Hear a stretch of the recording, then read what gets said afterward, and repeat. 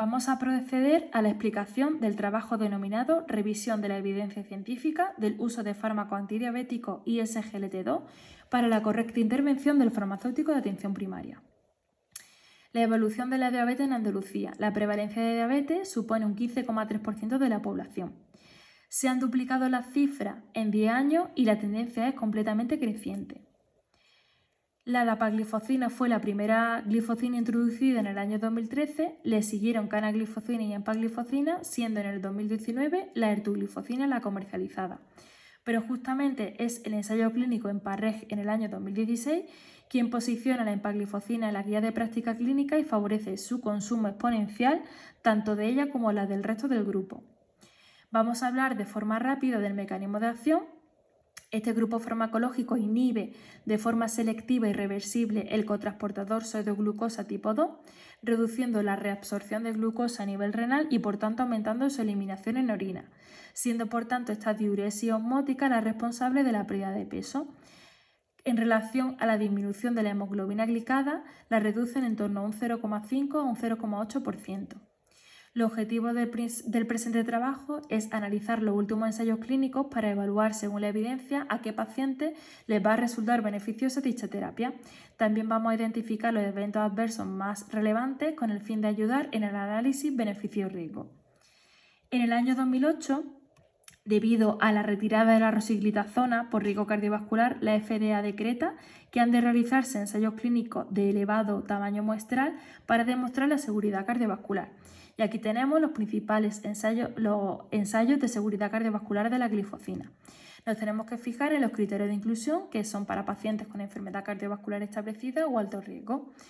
La variable principal del estudio es la variable MACE, que es una variable combinada que engloba la muerte cardiovascular, infarto no fatal e ictus no fatal.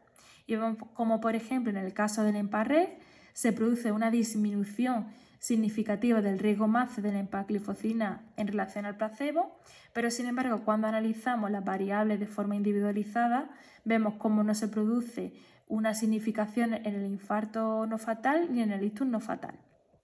Por lo tanto, aparecen una serie de limitaciones en los ensayos de seguridad cardiovascular, es decir, esa discrepancia que acabamos de hablar de los resultados de la variable combinada con respecto a cuando analizamos la variable de forma individualizada, la asignación de eventos, hay muertes de causa incierta que se atribuyen como muertes cardiovasculares, la población considerada.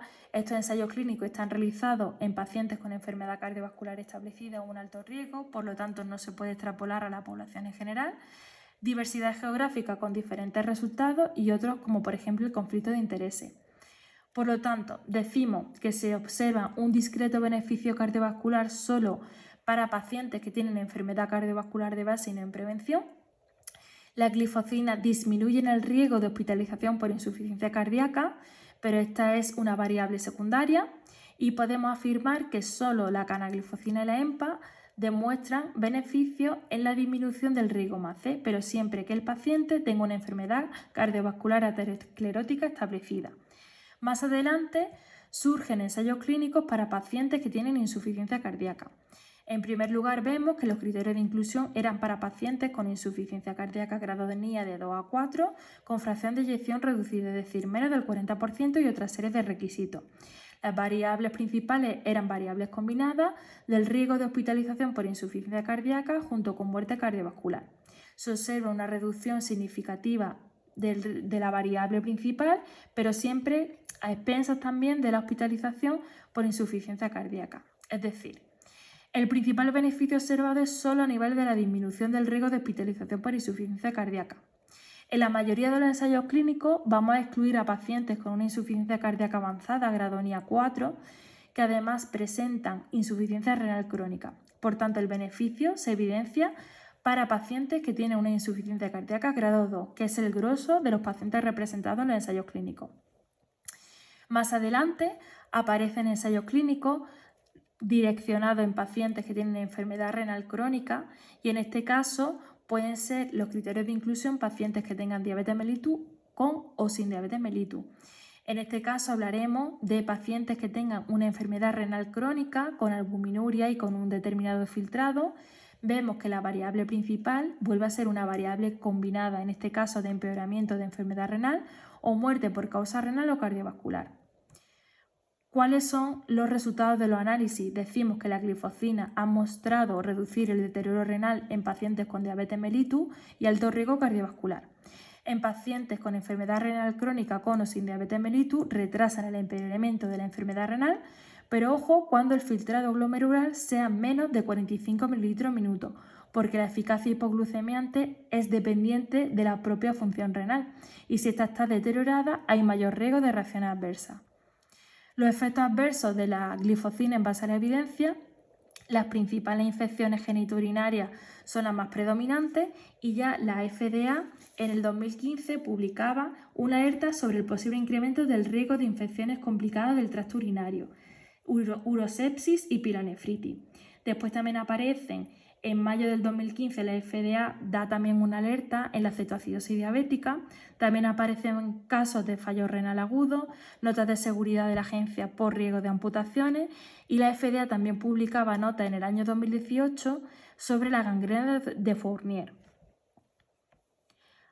Se ha realizado una búsqueda en la base de datos FEDRA de reacciones adversas de la Agencia Española del Medicamento y vemos cómo son las infecciones del tracto urinario las más mayoritarias.